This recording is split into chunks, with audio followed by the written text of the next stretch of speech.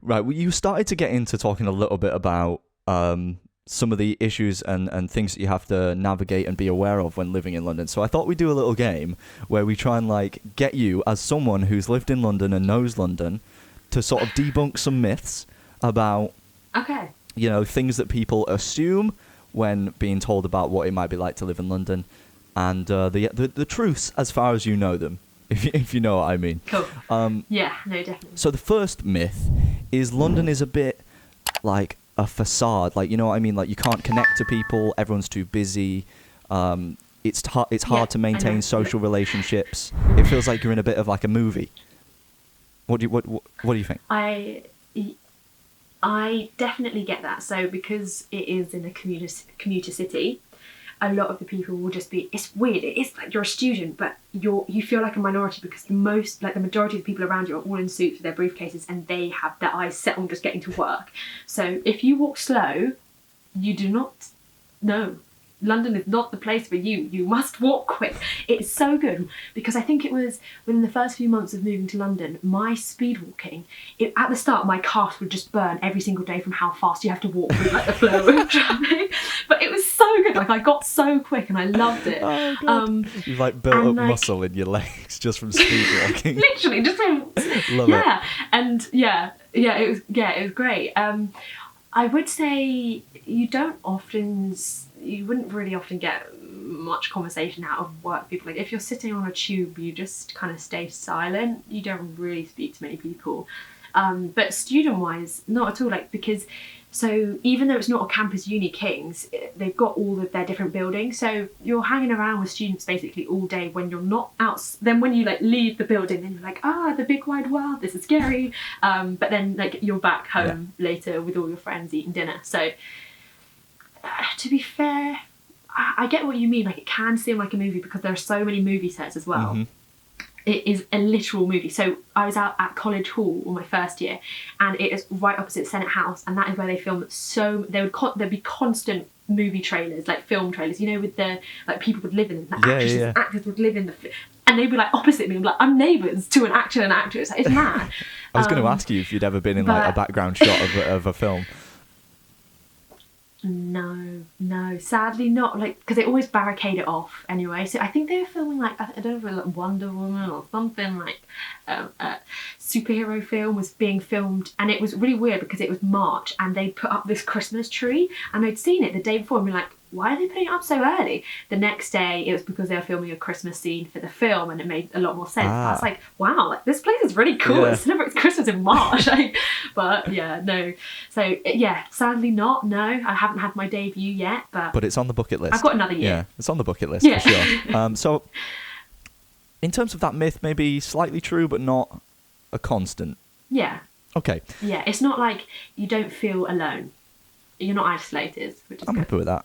So myth number 2, you've mentioned it a little bit already, but it's really expensive. London is too expensive for students to live in. It's bank of mum and dad.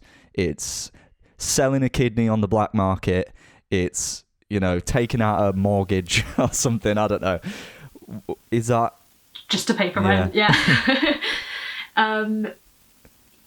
The majority of people, I don't know if it is the majority, but a lot of my friends all have have jobs. They have a part-time job for another source of income. So yeah, I'd say half of the students have a part-time job, and I would say it's maybe necessary. Like a lot of people can. What's annoying is that the student loan doesn't cover your rent entirely, just because it's London. You can ask for extra money, but it often doesn't cover your expenses and stuff like that. It is a little bit expensive, but just as long as you're aware of your budgeting, and I mean, I have to be honest, I'm quite lucky in that when I go out drinking, right, I don't drink, so I just have tap water, or I have like soft drinks, which saves me so much money. Yeah. And then when I go to a club, I won't go unless if I'm on a guest list, so it's like under £5 entry or free. I prefer free club. You're only about that VIP life. Honestly, yeah, I gotta be like let in behind the bag. And what else is there? So other ways that I save money is just walking everywhere. The Boris bikes are good. Taxis are so expensive. Like when I had my injury, I was having to take. I would also recommend this. Uber can be expensive. There's an app called Bolt. They often have 50% off on all of the rides. It's often half price for Ubers. So if you have to get an Uber or a taxi in London, the black cabs are pretty expensive, but Bolt is more affordable. But I would say maybe half of the people there are pretty well off. So yeah, there is a big juxtaposition of like some people with really nice penthouses and then other people living in really tiny student squats. It's actually ridiculous the amount of money people can charge to make people live in these horrible rooms. But I think as long as you do your research, like with flat hunting and stuff like that, you just have to put in the time and you can find a good place for a good price. And never, please never do the full price. Like, just me. This is just me. But please, like, bargain. Always like, just bargain. do a little bit of negotiating. Yeah. Like, it just kills me a little bit. Like, even sorting out our bills this year. Like, we've been with you for a whole year and we've been prime customers paying every month on time. And this is how... And then they're like, yeah, okay, Phil, we'll try and find you a better deal. You know, like, just like that kind of stuff. You can definitely do it if you're just savvy with your money. So it shouldn't exclude people from lower income backgrounds. Also, they have, Kings especially have loads of scholarships. So my sister had 2 years free at uni on her law. If you are going into law, there's a Dixon Poon scholarship. Also, they're doing a hardship fund. So if your parents are over a certain amount of money, but you have been put in some situations because of COVID or something, you can apply for this and get like a couple thousand if you need. So there are lots of grants and schemes out there to help people who can't afford it, which is really good. You've covered quite a few different sort of London issues. Sorry, there. I just chat. I just go on tangents and then I try to bring it back. So you've mentioned that there are many ways to get around London. It's not just, having to use tube all the time. The few times that I go down to London, it's like, that is a bit of an experience for me because I don't go there very often. It's fun. So I'm like, you know what? It's got to be tube. Yeah, it is fun and it's quick as well. Yeah. So. But you're an avid walker, so you walk around London as well, mostly. Yeah. What was really one thing I did forget when I moved to London, one of the things I was most worried about was that it's too big. Like, I know it's busy, it's just too big. I was like, I can't. I've been living in Brighton for 20 years and I don't know any street names. Like, I'm so bad. There's something wrong with my brain. I just can't remember street names. I need to be told like what shop is on there, and then I know what you're talking about. Yeah. In London, I think because I've been walking everywhere, it feels so much smaller now, and I actually know where places are, and it's so mad because like I was born in London, my mum's from London, my dad, my sister, they've all spent years in London, and so they would used to speak about, oh yeah, Leicester Square and Chancery Lane and all of these different things, and I'm like, now I know because you're on like, it's actually not that bad. So that's something. But yeah, when it comes to transport, I personally wouldn't recommend. My friends used to ride Boris bikes. Just around to get to places because one of my friends used to be a teacher in Hackney, right? So he'd have to have a long cycle, but it was so much cheaper and also it's good exercise. But please wear a helmet. Like I wouldn't recommend myself because it's just so dangerous. Like you see these bikes like turning a corner and then the bus comes behind you. Like no, you see it in slow mo. You're just like no, yeah. Please no. And like the only reason I love riding Boris bikes inside the park. So inside Hyde Park is amazing. So much fun. I can imagine. I've never ridden a Boris bike in my life. Really? No. I mean, right now with COVID, maybe be like careful of handles and sanitize like wipes, the whole thing. I don't know if I would recommend. Exactly. But yeah, so. Walking is good. Bus is also good because I think if you can change bus as many times as you like within an hour and it won't charge. I heard that. Yeah, I heard that from a mate who lives in London as well, and I was like, I'm gonna make use of that. But that's pretty cool. Yeah. Yeah, really, really good. Another myth that is seen as more of an international thing is that the UK is London. Do you know what I mean by that? That when people travel to the UK, it's mostly just to go to London and they never explore like the north or villages, areas. Have you travelled up north much and explored, or has it more just been? I have never travelled up north. I went to Wales, which I really liked because that was when I was training for Everest. So I was like, I need to maybe climb some mountains and just do a little bit of practice in the snow and stuff. And also I had a friend there, so it was really nice to go see her. But I might be going up to Leeds for a little job Cool. in a month or so, which would be cool. But I've never been up north. But you know what I would say? I don't think that... Yes, okay.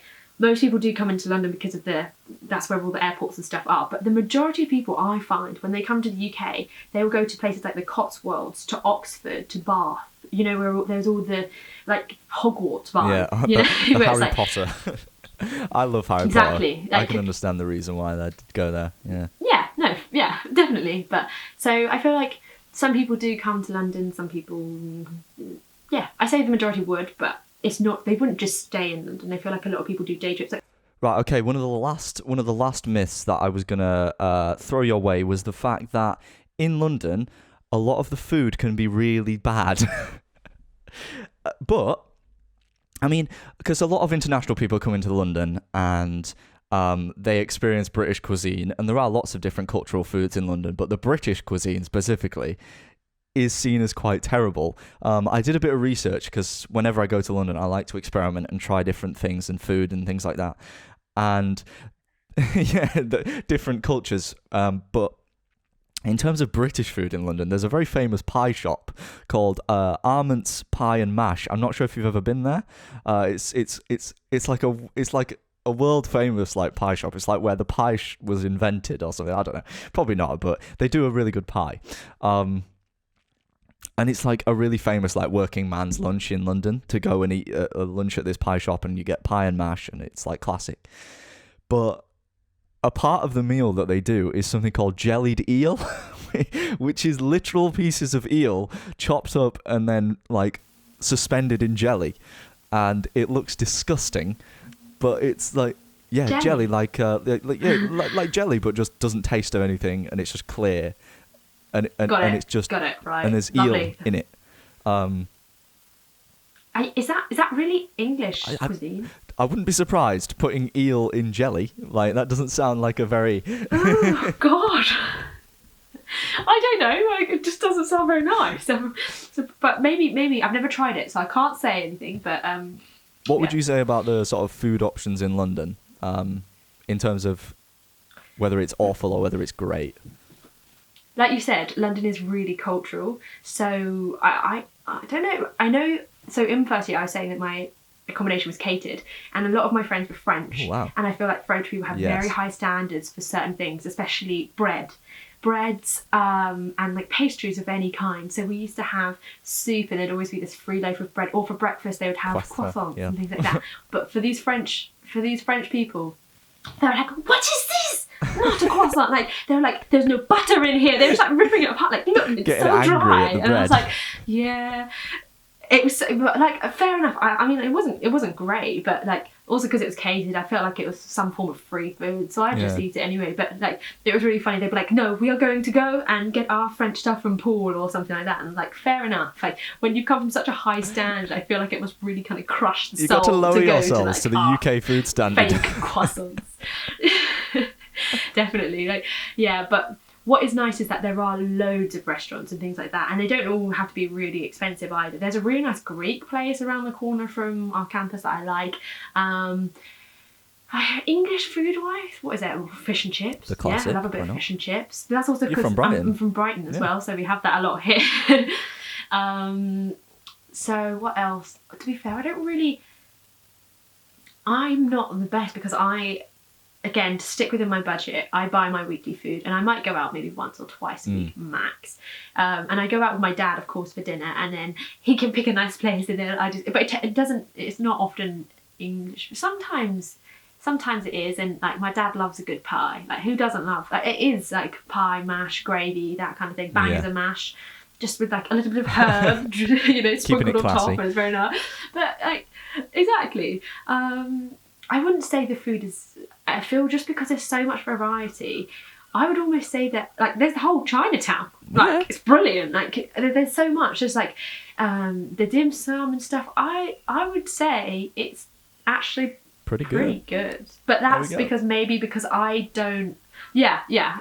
Like, there's so much choice. So well, thank you very much for debunking London. And you covered loads of stuff there. I mean, travel, money, food, social life, all that stuff.